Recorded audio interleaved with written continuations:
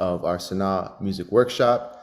Just a quick few little things before we start. We'd like to express our deepest gratitude to the New Orleans Jazz and Heritage Foundation, the emerging philanthropists of New Orleans, 4.0 Schools in partnership with Vela, the Bornstein family, the Anderson family, and the Carrara family. And New Orleans, 4.0 Schools in partnership. And we'd like to thank those organizations for making this camp 100% free this year and allowing this educational opportunity for these young people. This morning, we got the great Steve Lands in the house, and we're going to turn it over to Steve, and he's going to be running a class called the Idea Factory. So, Steve, you got it. Yeah. What's going on, everyone? How's everyone doing? And talk to me. I know a lot of you muted your microphones. Let's go. Sound off. Let's hear it. Living the dream. Living the dream. Who else? What else we got? Great. Idri. All right. What's up? Well, come on. Somebody else say something. What are we scared for? I love practicing. Same.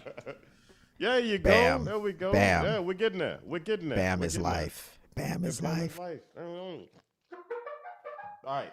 Okay, ladies and gentlemen, it's good to see some of y'all again. I think one or two you I didn't see last time, but yeah, welcome back to the Idea Factory. Now, the point, of course, of this course is to try and get to the heart of what is going to help you shape your own sound, your own musical approach, your own musical style.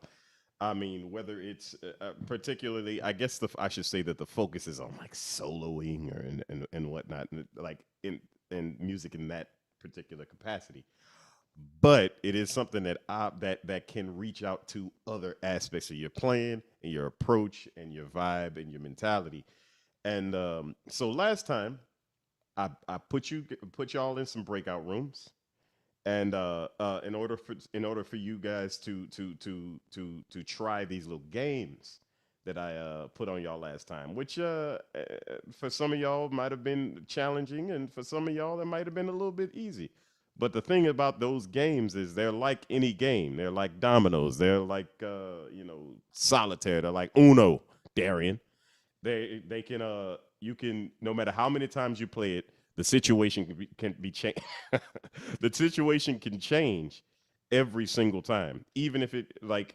I think I was just talking to I taught a lesson to Idri a little earlier, and I was saying how I think it was Avishai Cohen, the trumpet player, like master trumpet player. I think he said something about like he tallied how many blueses he's played since he was like 16 or 17, and I think he's late 30s, early 40s now. And supposedly it's like 10,000, like 10 or 20,000 just F blueses, like something ridiculous, like some incredible number. So, oh no, did I miss? I'm sorry, Idri, did I do it wrong? Idri. Nice. Okay, my bad. I apologize.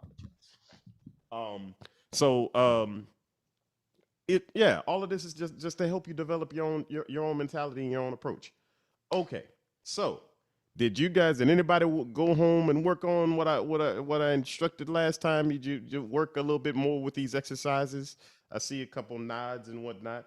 Do you have, like, seriously, like, so tell me, you either send me something or like let's just rap about what you did, and then we'll try another little breakout room exercise, just one, and then we'll just see what we got. So, anybody want to talk about what you did, like how, like what you came across, like what you noticed in doing this, in doing these games?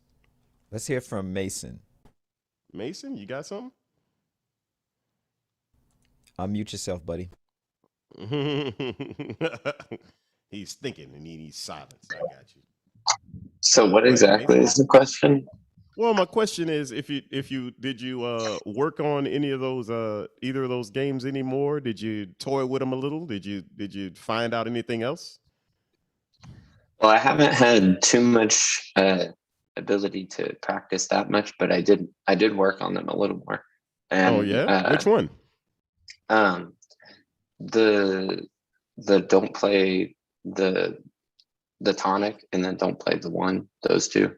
Oh, the tonic and one, and the don't play And for Yeah. clarity, for those who weren't here, the exercise was an F blues where you couldn't play the F, like the pitch F, like at any point in time.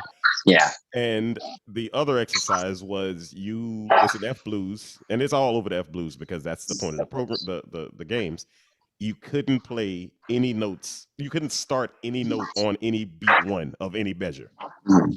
So you were, the phrasing was, if you're doing this, if this is Stop, stop, bop, bop, ba da ba do, bop, bop, ba da ba do, da ba ba do, da ba ba do, ba ba ba ba ba da. Like you can't play on beat one. That's the game.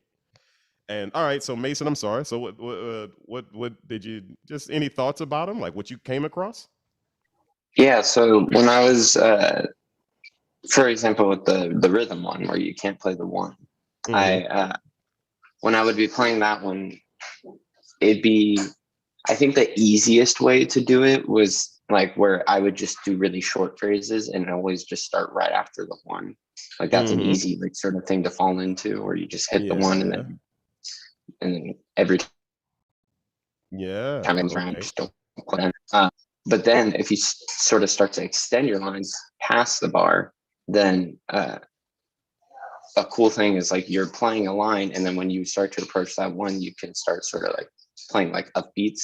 So it kind of switches when you're like playing either eighth notes or downbeats, and you get to that part, and you start playing like upbeats. It gives like sort of that contrast where it's like Yeah. more jagged at the end of the phrase, I guess. Yeah. Did you Um, did you oh, I'm sorry. Keep going. My bad. no, that was basically it. Okay. Well, did you end up finding any types of phrases or approaches that you really, really did you find something that you liked while doing it? Uh, I can't think of anything in particular, like Yeah. any specific phrases or anything. Okay. No. Okay. Well, it's just an exercise, and it's just a thought experiment. It's the point of all of these is to shake you out of what you normally do and what you like do every single time. So let's is anybody else want to talk about it? Anybody else gave it a shot? If not, we can go and we can try and do one more of these in a breakout room. See what happens. Anybody else? That melodic hopscotch, man. My chops hurt Melodic because of that. hopscotch, yeah. Take Yeah, away that cause chromaticism. I started thinking like playing an F blues. I'm like maybe I can just like think maybe in a concert like play like some language in concert A. So I have that sharp 11 to where it's like that 3 to 4 is not a not a half step. I'm like, well, maybe I could just do like a sharp 11 or a flat 13, just like add those and like kind of like messing around with the key center a little bit, and then kind of like just go back down and kind of have that same mentality. So I'm not thinking, oh, no half step, no minor second intervals.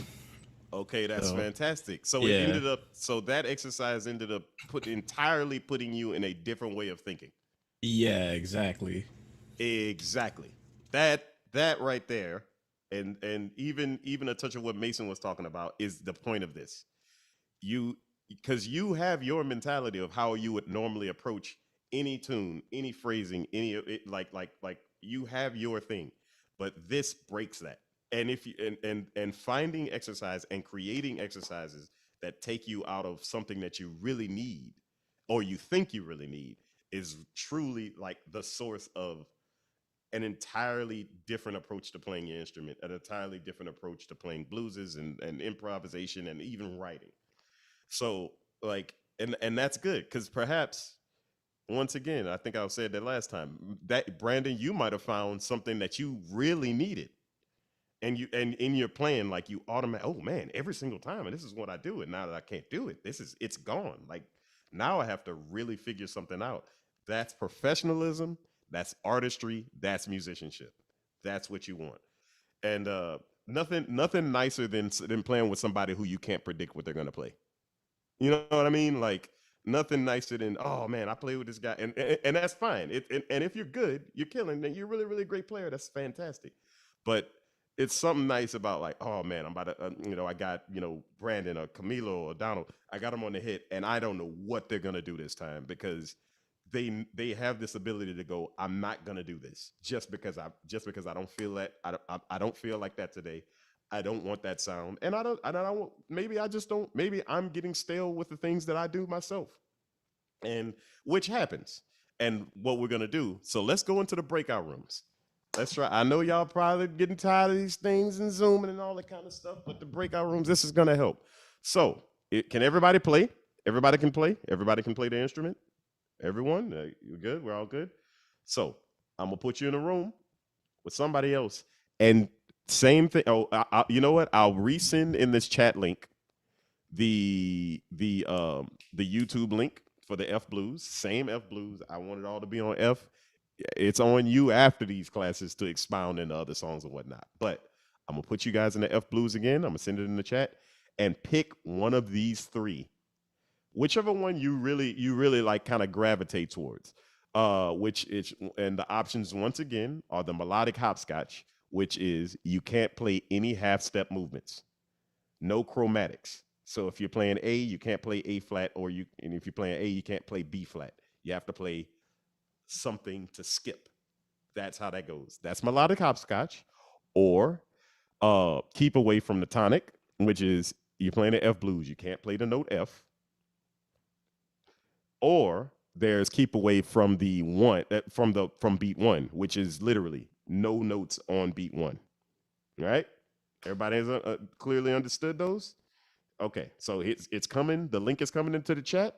I'm about to put you guys in the breakout rooms and just do this, and you do this one good time, and then we're gonna talk explicitly about the mental aspect of what might be holding you back from sort of your own personal expressive ideas. All right, and this and the more interaction that I can get from all of y'all in that part, the better, because I think we can really rap about some approaches and how to be yourselves on the bandstand, right? Okay, so here's the link. It's in the chat. That's to the F Blues, and I'm about to put y'all into these rooms two at a time, and please don't be So, shy. The more how you long they add got, to these Steve? exercises, 5 minutes. Ho- The more you Five add to the minutes. exercises, the better. Don't be shy. Excuse me. Okay, what's up? Um, I don't. I don't play a horn. Well, I don't play a horn instrument. I actually What do play you the play? drums. I play the drums, and I also play piano a little bit. Can you Okay, get to well, a if you piano, brother? Yes, I have one behind me. Okay, perfect. Use that. Okay. all right, maybe I'll hop in there with him. But yeah. So all right, here they come. Get ready. Breakout rooms. Darian, I'm gonna not put you in there. All right.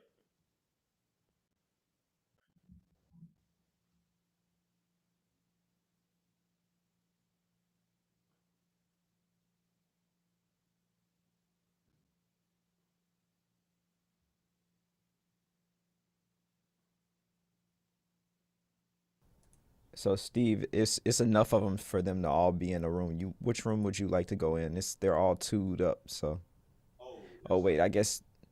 Wait, I guess you can go in with John. I'm gonna put you with John. Oh, That's the that's the drummer. that's the last Yeah. one. Yeah. Okay. Perfect. Put me in there with him. All right. Wait, Brandon is alone too, so I'm gonna put Brandon.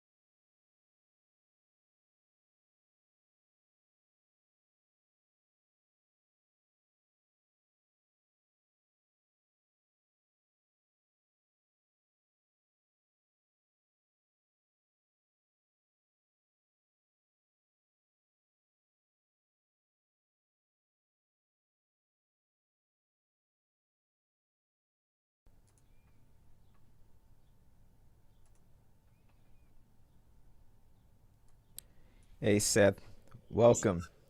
Hey, so everybody's in a breakout.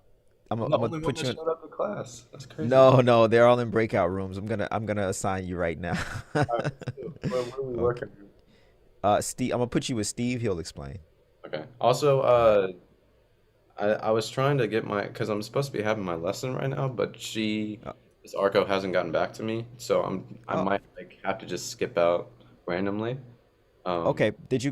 Let me while you're in your breakout room, I'll give her a call and see what's up. All because right. it's So what do you need to know? Just the time and day?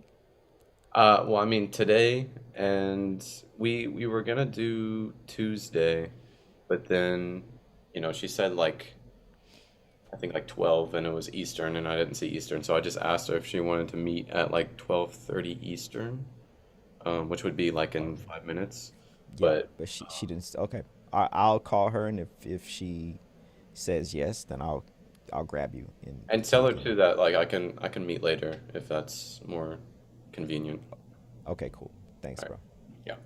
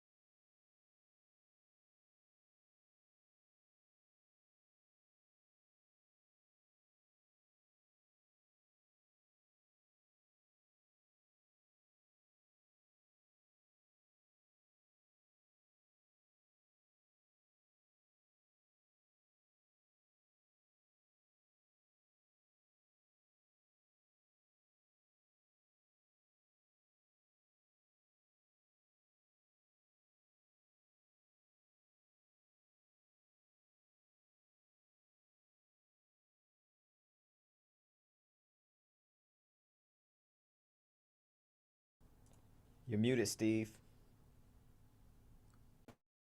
Wait. All right, there we go.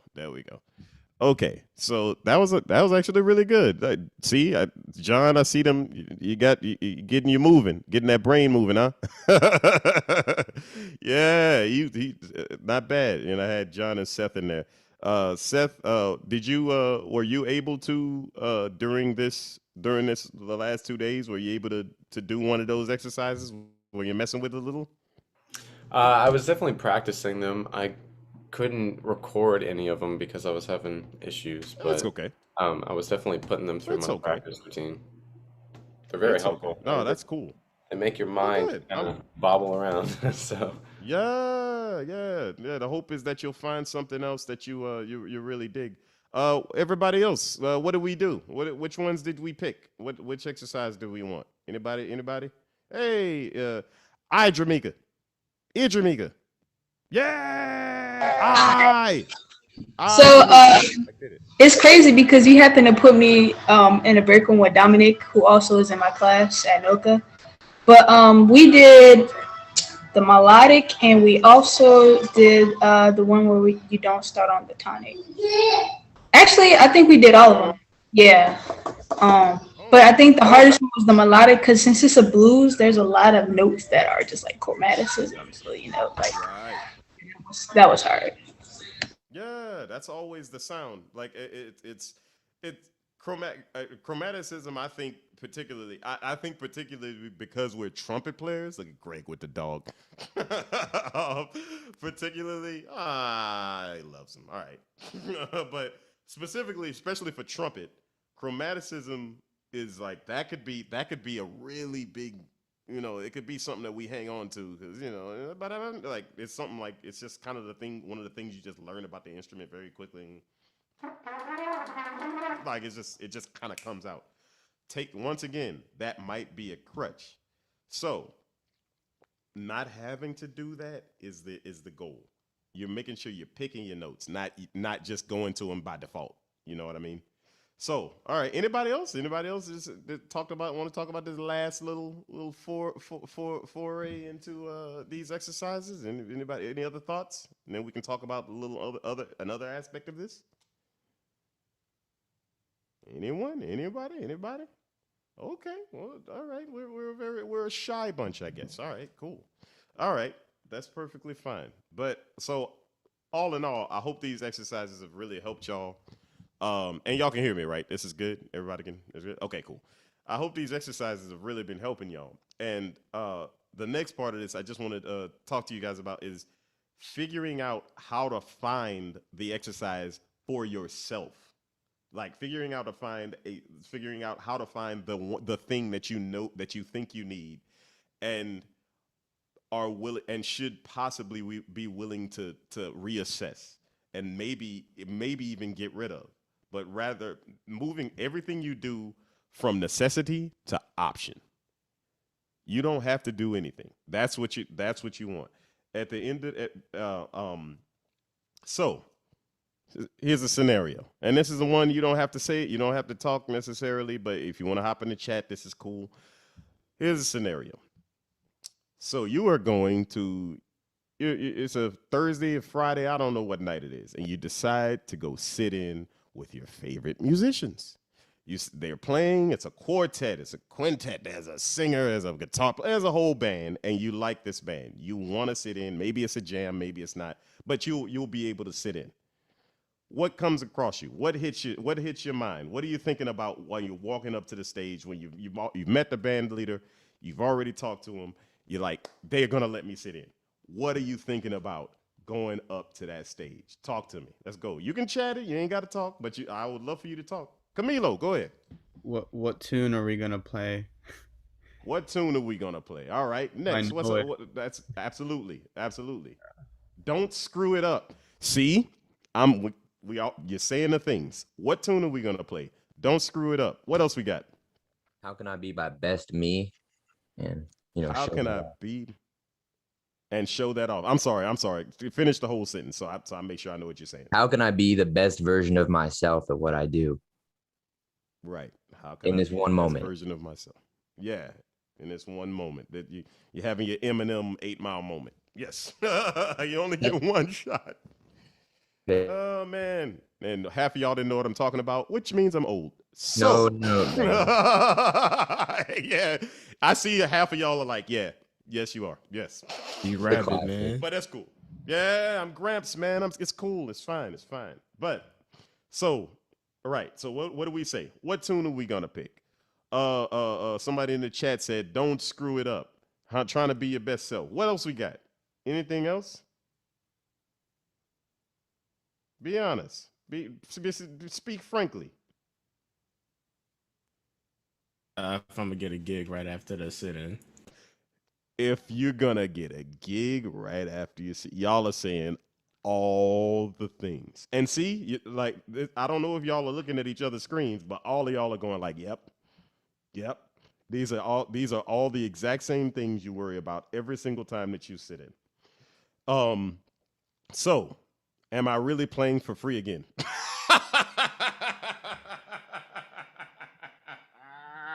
Yep, you are. You're playing for free. Yes, you are. You are going to be playing for free, or whatever. I don't know. I don't know. So all of these things, because sitting in, that is the most high. That is the weirdest mixture of pressures. Because number one, you're sitting in with the band. What is the band doing? What stylistically are they doing? What era of music are they playing? You know what I mean? Like if you sit in with a band and they're doing late 40s and you're playing 60s, you know what I mean? If you flatten those, you sharpen those nines a few times, you're doing a little tritone sub, you're playing a little loose and fast and crazy.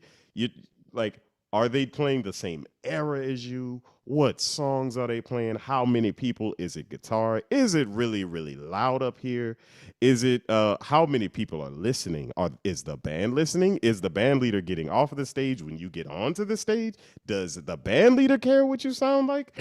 Do I play the same instrument as the band leader? All of these all of these things that we think about when we're going up add up to something I simply call the vibe. The vibe is an insurmountable number of things to worry about. The problem with adhering and really buying into the fullness of the vibe is it won't matter at the end if you made everybody happy. It won't.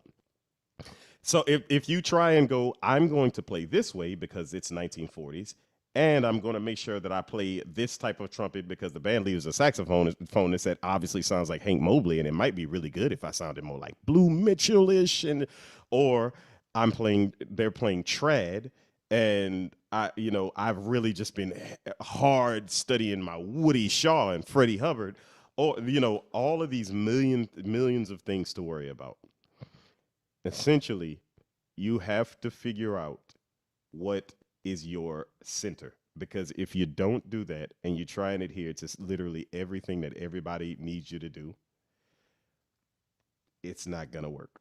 Unless you go, you know what? I am going to because the only real answer to that, you have to transcribe somebody that sounds exactly like they want and play that, which is fine, but that's not really individual. That's not you. That's not necessarily you.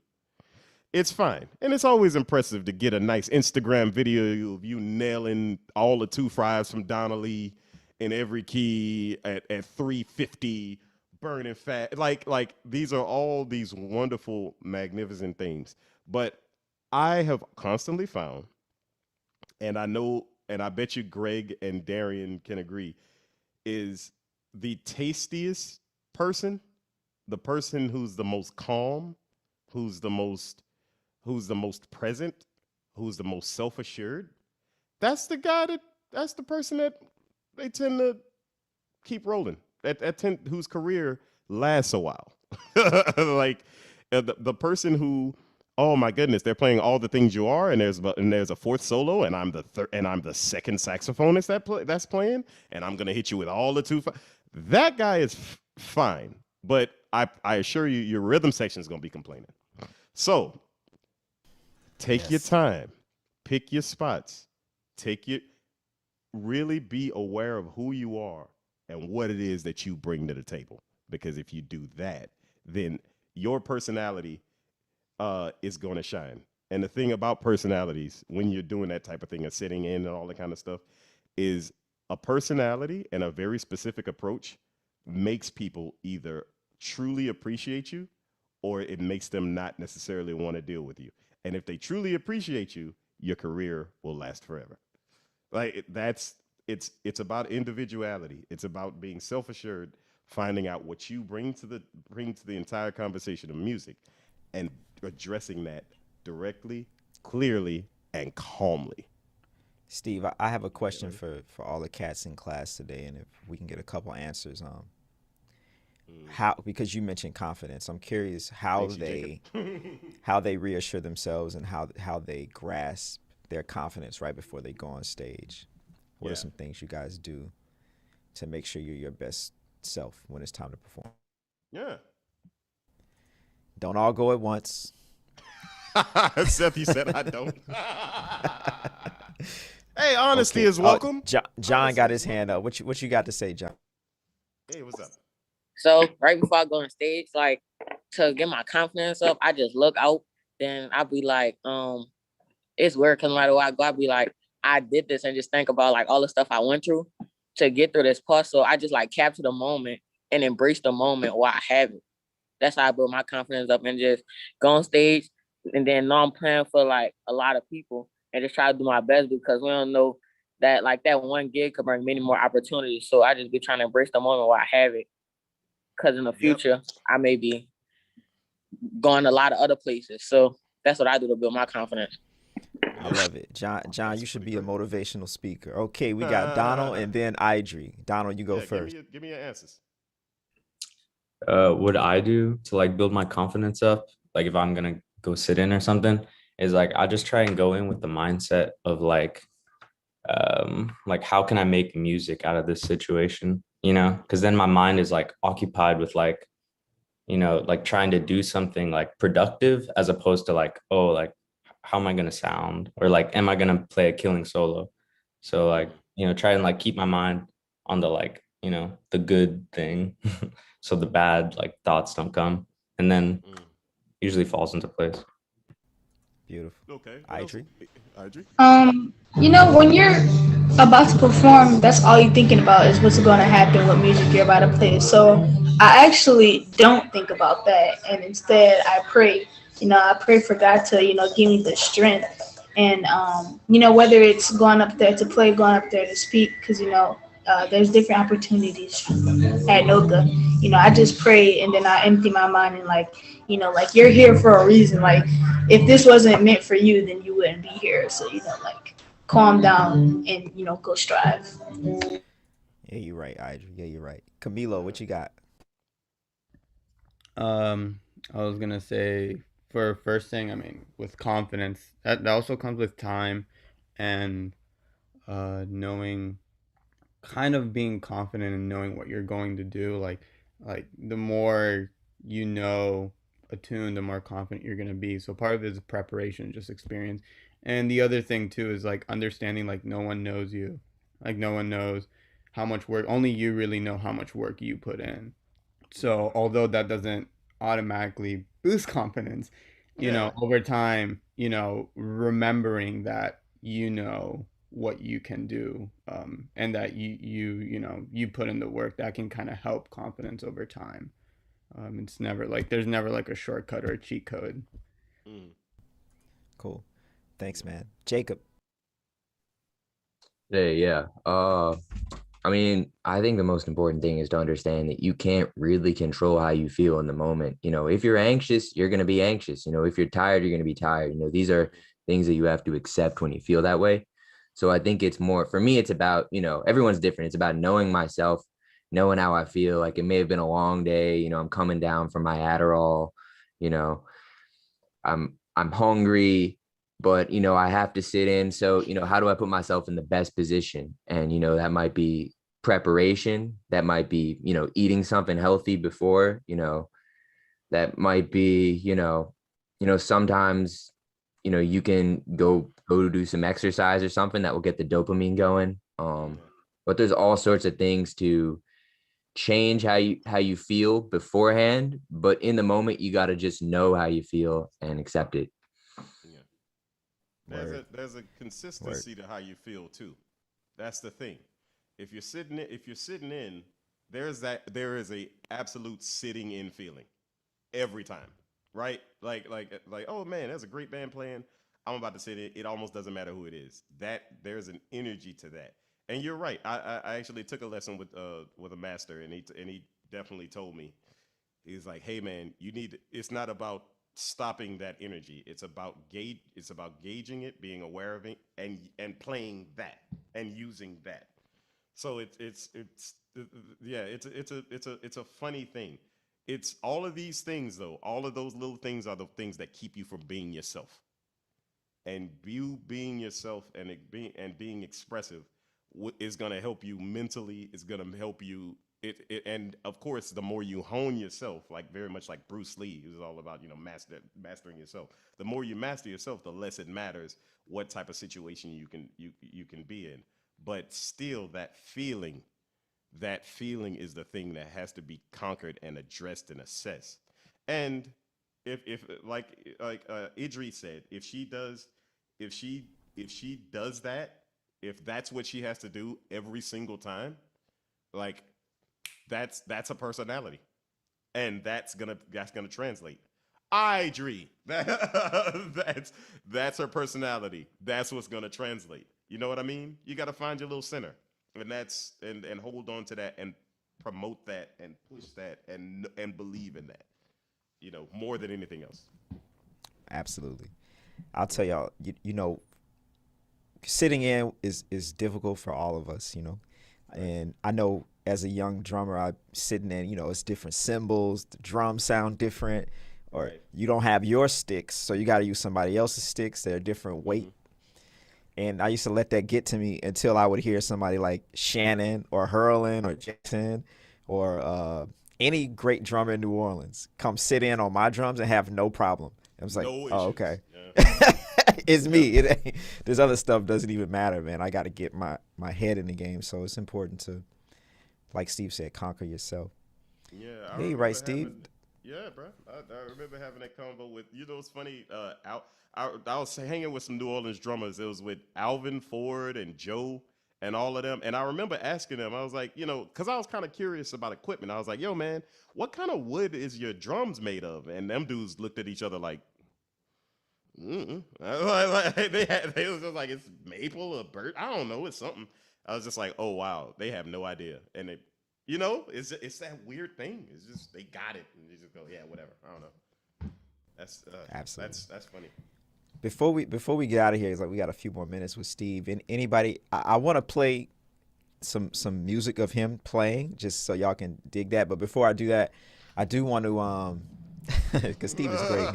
But I do want to give y'all an opportunity to kind of rack his brain. If you have any last minute questions, this is his last day with us. Yeah. I hope all y'all find him on Instagram and stay in touch. But anybody got any more questions for Steve? Oh, Steve, I remember 2 years ago, you did a gig and Braxton was, the guest at the gig. Oh at yeah. the I remember that. sidebar. And, I don't know if you'd ever played with Braxton before, and if you but how do you approach, playing a gig and then somebody new just shows up and you might be a fan of them, or, you're just trying to learn them and trying to get on their level, or you're trying to equalize it because, it's a gig. Well, yeah. Of course, there's that. Right, with playing with a new musician, there's just, especially somebody who's obviously highly successful. He's doing his thing. He's doing really, really well. There's that thing of just like, if I play just the right notes, he's gonna take me with him. And it's like Darian laughed because he knows that's not necessarily that's not necessarily true at all. Go about the gig. Go about the gig fully recognizing that you probably won't get it. I know it's counterintuitive because go about the gig with abandon. Go about the gig knowing, you know what, I'm never going to play with this guy again. Whatever. But you have that mentality, like truly have it, you can do anything you want. You won't be you. It doesn't matter if like being in New Orleans, Nicholas Payton walks on stage and just like oh man, oh man, I get that. He probably will never hire me. Obviously, partially because he plays the same instrument, but he's on his vibe. And if I fit in, and he is obviously, and a lot of these musicians are people that if I fit into their vibe, they'll hire me. But if I'm like playing and trying to fake something because I'm trying to be something, the big example, last thing, and then Darren, I know you want to play that video. Jason Weaver, I don't know if any of y'all that know Jason, killing bass players from here. Yeah, I know some of y'all know him. Killing bass player from here. He lives in Belgium now. I think he's gonna. I don't know. We're trying to figure out what's going to happen. Anyway, he played a gig with John Scofield. If you don't know who John Scofield is, look up John Scofield. Extensive career, master guitarist. And I remember he told this story. Scofield's got this thing where like he's got this beautiful loose vibe with his music. It's greasy. It's very swampy. It's everything's very loose and so Jason starts playing, and in his head he's supposed to be like, yeah, let me mess with the rhythm, boom, ooh, oh, do, like stuff like that. And John, because he thinks that's what John wants. John leans back. This is mid gig, and he tells him, "Hey, bro, can you just give me quarter notes? Yeah, just give me quarter notes. Doom, doom, doom, doom, doom." Because he plays standards, and when you hear it on the recording, he's doing all this crazy. You know what I mean? Jason then tried to give him what he thought he needed, and it didn't help him. It was literally the opposite of what he wanted. You get what I mean? Approach the music. Worry about the music, not the people you're playing with. If your music's good, in Pef, that's all you got to worry about. I'm gonna give you a personal example. This is a great question actually, because so I got called to do this gig with Wynton Marsalis, Mm-hmm. So right away, your brain is fucked. You just like, oh man, okay, all right. I'm nervous. I'm on the gig. We're playing, and I'm like, wow, he sounds like Wynton Marsalis. I can't believe it, right? But I played terrible. Like, I mean, probably the worst I've ever played, because all I'm thinking is, damn, that's Wynton. Like, oh man. And then I start thinking, man, the piano player, he not really hooking the shit up, like, so I can't even play my shit because he not really playing his. He not really. I wish it was Will on piano. Then I could play better. Like, no, you sad. You're sad. Like, they sound great. So like, I mentally messed myself up, and also messed up an opportunity to play with Wynton again. You see what I'm saying? And then I play with somebody else the next day, and I sound beautiful. So it's like, oh wait, what just happened? I just, first of all, I was thinking the whole gig. I'm like, oh, okay, versus relaxing and just doing what I do with everybody else. It doesn't even matter if he likes it or not. It just really doesn't. Like, I have a whole career without this person who you admire. You see what I'm saying? So try not to do that, and just like Steve said, just play the music, man. Maybe they call you, maybe they don't. Guess what? It don't matter. You got to figure out how to eat without them anyway.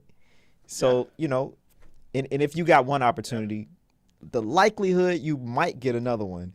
So like, even if you bomb it, you might get another chance. And then, so just try to stay in the vibe. You're going to bomb gigs, man. You're going to bomb rehearsals. That's just a part of it. Like, trust me. I'm going to bomb one tomorrow. I can't wait. All right. How do you anybody? Sorry. Go ahead. Go ahead, Pef. How do you save? Sometimes, like me personally, when I bomb something, I don't know how to save face. So I just start telling people, "Oh, I'm really sorry. I know I sucked." Like, oh God, do not do that. And it's don't terrible. Do that. Yeah. Don't do that at all, man, dude. Self-deprecation. I think I heard somebody say a quote that self-deprecation is ego. That's not the music. That's ego. That's you. Don't do that. Like, nobody likes that, man. I don't like him. I hate playing with people who don't like playing because they hate themselves, or they hated. Oh man, everything I just did sucked. What a downer. Like no, nobody likes that. Like, don't. And then what if I loved it? What if I loved it? Exactly. I might have been like, that was killer. That was exactly what I was looking for. Man, I'm going to chime in real quick. It's funny because a lot of times, like audience members will compliment you after a performance or whatever. Like, even band members, oh, you sounded good, and the response is like, oh, like it was a horrible gig. Like, oh, you go down that rabbit hole, and like one of the interesting things too is like you have to give one of the things as an artist is like you have to connect with the audience, and like that's denying like gratitude or appreciation from other people or like recognition is also like it's like preventing a connection between you and the audience. So sometimes you just have to be gracious that just accept the fact that like it's possible to do good things too. You have to be ready for that possibility in your life too, because I feel like there's like a deep part of the jazz myth, right? We're all going to be broke and starving, and I'm never going to be as good as Train, so I should like like hate myself for it. Those are all myths. It really is. It really is. There's no way to live. That's But not healthy, man. It's Yeah. really not. And you can still be humble and be a very cool person, but and be gracious in receiving appreciation and recognition. That's part of the game too. Beautiful questions, Pef. Beautiful questions. People, Mike, just want to add. Sorry.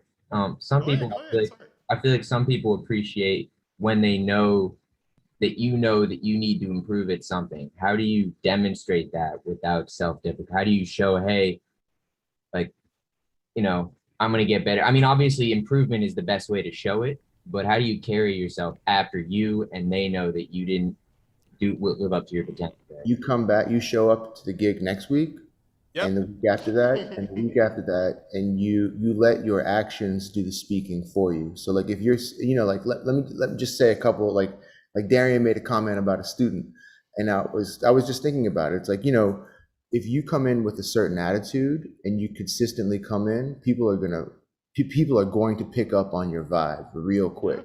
And if you show up every week to a gig, people are going to understand that you're serious about it. And especially if you're shedding, if you're putting in the work and doing things like that and asking questions, engaging people.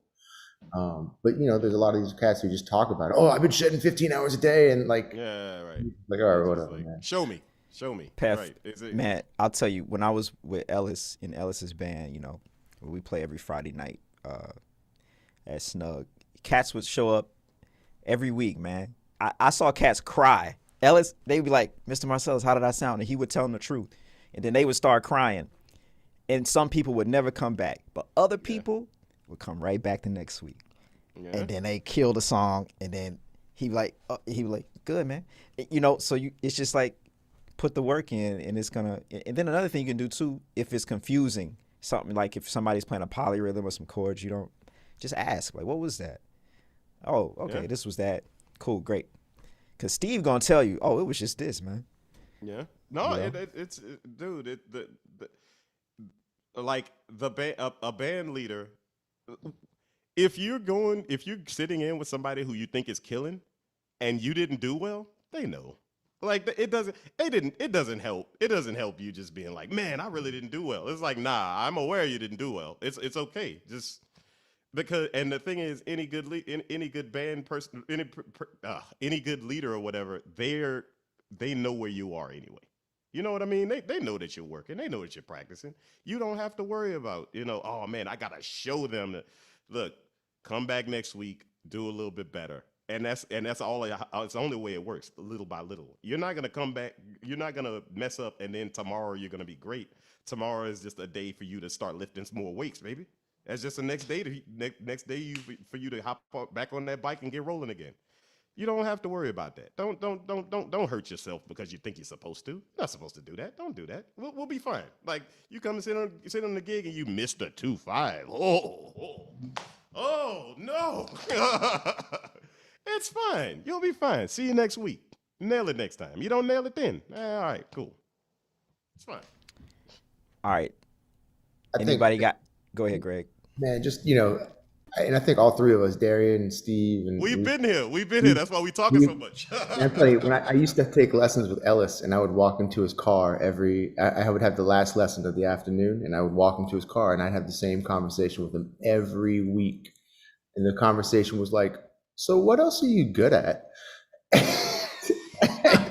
And he would just be like, how do you plan on making a living?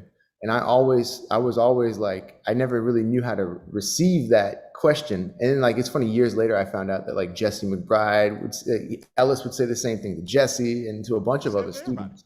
Yeah. And, I think like my personal opinion on like being an instructor and being a teacher is like, I appreciate the honesty at which Ellis, approached everything, you know, and the music is not a personal reflection on you. I think that's another thing too, like that's hard for us to separate, is that like it's okay, you can sound like shit on the gig, but that doesn't mean you're a bad person.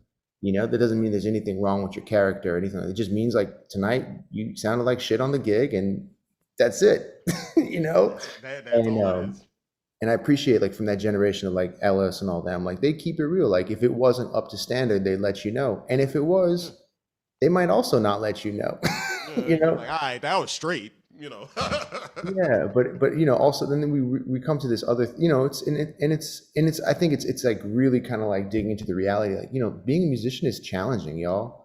Like it's you know, talk to Darian, talk to Steve, like there's some good times, there's some of the greatest times of our lives, and there's also some extremely hard challenges. And I think that like you have to be ready to prepare, you have to be prepared to like face those mental challenges, like leaving school and just understanding that like there's no reason to be a musician outside of the fact that like you just love it and you want to live this life, and you don't have another choice, and there are going to be challenges, and there's going to be some real shit that happens, and you're always going to be faced with the decision of like, hey, am I going to keep playing music? Am I going to show back up to Snug Harbor and play this tune that no one cares about? You know, like, and those are just personal choices, and I think that sometimes you have to ask yourself those things because then you know you're there in the right spot because for the right reasons. You know, that's, you know. Those questions don't stop at any particular age either. Don't just think, oh yeah, oh man, oh dude. Okay, so you know this guy's 30. He's gotta have it now. Like, it's not true. It's not true. It's a life of figuring it out, man. And that's a good point too. That's such a good point. Is that like, yo, like the way you talk to yourself at 24 is probably going to be the same way you talk to yourself at 34 and at 44, and 54. And so it's important to like understand that's just like music. The way we relate to ourselves, that's a skill that we can learn to, you know, to control, you know, or to live with. Yeah, man, I'm Absolutely. done. I'm done. We don't want to go pile on no more, bro. I'm done. All right. We all said it. Hey, yeah. So y'all get the vibe. I do want to play this little bit so y'all can hear Steve in action, and we appreciate y'all. The survey is in the chat, so check the survey out. Remember to put it's a completely anonymous survey, and put the guest artist that you would like to see in person next summer, and we're gonna do our best to get that person on the vibe. But so in the meantime, put your ears on Steven Lands.